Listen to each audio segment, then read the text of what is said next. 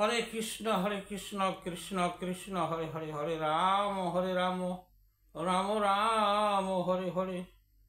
जय गुरुदेवर जय, जय गुरुदेवर जय, जय गुरुदेवर जय, जय राधा कृष्णेर जय, जय गौर निताय सीतानाथेर जय, जय सकल सनातनीदेर जय, जय सर्वकृष्ण भक्तेर जय। हरे कृष्ण। आज आमी जे आलोचना निये आसछि ता हलो मानुष घुम आसले अचल थाके केन, तार कोनो चेतन शक्ति थाके ना केन, एर कारण कि ए जगते सकल प्राणीरই घुम आसे, कारण घुम छाड़ा बा निद्रा छाड़ा केउई नाई। एते की हय, এই निद्रा आसले देहेर क्लांति दूर हय, तखन देहेर चेतन बोध थाके ना। এই चेतन शक्तिटा कोथाय थेके आसे? যে ঘুম আসলে যে চেতন শক্তিটা থাকে না, এটা আসলে আসে কোথায় থেকে? এই চেতন শক্তি একমাত্র আত্মার কাছে আছে, কারণ আত্মা ভগবানের তিন শক্তির এক শক্তি। তিন শক্তি কিরকম? যেমন চিৎ শক্তি, জীব শক্তি, মায়া শক্তি। এই তিন শক্তির ভিতরে যে চিৎ মানে চেতন শক্তি, চৈতন্য শক্তি, এই চিৎ শক্তি একমাত্র চেতন শক্তি বা চিন্ময় শক্তি একমাত্র ভগবানেরই আছে। আর জীবেরও আছে, যেহেতু জীবের দেহের ভিতরে आत्मा आछे, आत्मार भगवान आत्मारूपे से बिराजित, ताई এই চেতন শক্তিটা এই आत्मार ভিতরে আছে। এখন কথা হলো এই आत्मा देहेर माঝে থাকেন, তাই आत्मा যখন নীরব হয় তখন মানুষের দেহে অচল হয়ে যায়, দেহের কোনো ইন্দ্রিয়গুলো কাজ করেন না, प्राण ठीक ही थाके, शुधु चेतन बोध शक्ति थाके ना। এই त्रिभुवने যত দেহ আছে এই आत्मार शक्तितेই चले।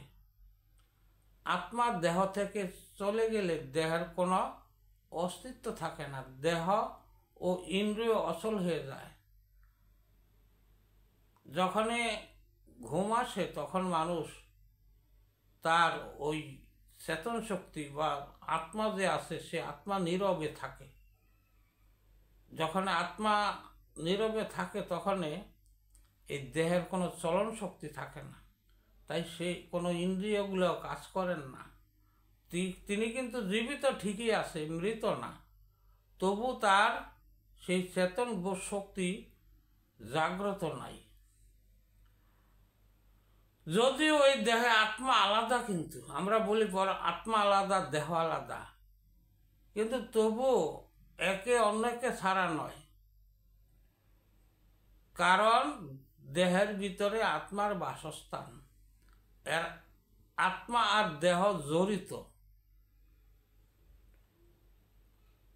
कारण तारा सर्वदा আমরা বুঝতে পারি যদি দেহের ভিতরে কোনো আঘাত পাই আমরা এই জগতে দেখছি, কিন্তু সেই আঘাতটা গিয়ে কিন্তু আত্মার ভিতরে গিয়ে লাগে বা আত্মাতে অনুভব হয়, কারণ আত্মার সর্ব অঙ্গে বিরাজিত, সে সব জায়গায় আছে আত্মা। আত্মা যদিও চোখে আমরা দেখি না, তবু আত্মার এই দেহের সর্ব অঙ্গে বিরাজিত। তাই যখনই কোনো আঘাত পাওয়া হয় তখনই কিন্তু আত্মার ভিতরে গিয়ে লেগে থাকে। তখনই কি হয়, এই আত্মা তখনে যখন লেগে তখন আত্মাও কিন্তু আঘাত পায়।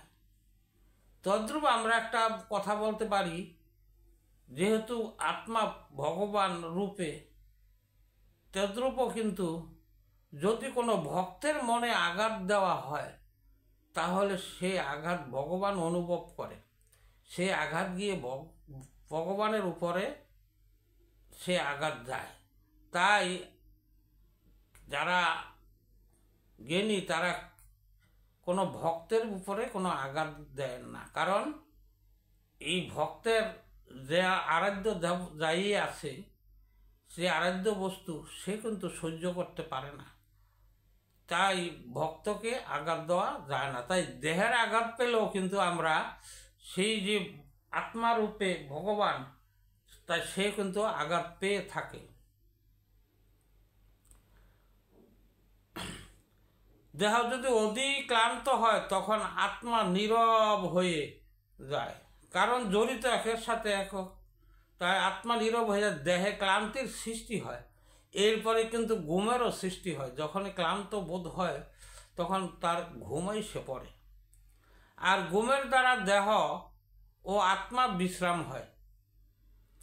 এই যে দেহটা চলতেছে, এই দেহ সারা দিনটায় 24 ঘন্টা কিন্তু চলে না, একটা নিয়মিত 8 ঘন্টা 10 ঘন্টা বা 12 ঘন্টা কেউ পরিশ্রম করে, এর মধ্যে তার খাওয়া দাওয়া সব কিছু, কিন্তু বিশ্রামেরও প্রয়োজন আছে, তাই কিন্তু ঘুম আসে। তখনে এই আত্মা যখন এই ঘুম আসে তখন আত্মাও কিন্তু নীরব থাকে, তখন উভয়ই তারা এই বিশ্রাম হয়। আত্মা থাকে ঠিকই আছে, কিন্তু বিশ্রামের অবস্থায় দেহের ভিতরে আছে। আত্মা সর্বদা চেতন আছে, কিন্তু এই দেহর চেতন শক্তি থাকে না। আর ঘুমের দ্বারা দেহ আত্মা উভয়ই কিন্তু বিশ্রাম পায়, তাই সকল জীবের ঘুমের প্রয়োজন আছে। আমাদের সকলের উচিত দেহ ও আত্মাকে সুস্থ রাখার প্রয়োজন, কারণ দেহ শুধু সুস্থ রাখলে হবে না, আত্মাকেও সুস্থ রাখতে হবে। দেহের খাদ্য দিয়ে আত্মারও খাদ্য আছে, আমরা এটা অন্যান্য ভিডিওতে আমি বলছি আত্মার খাদ্য কি। যাই হোক, এখন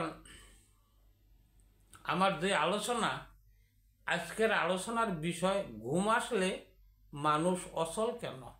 আসলে ঘুম আসলে মানুষের চেতন বোধ থাকে না, তাই ঘুম আসলে মানুষ অচল হয়ে পড়ে।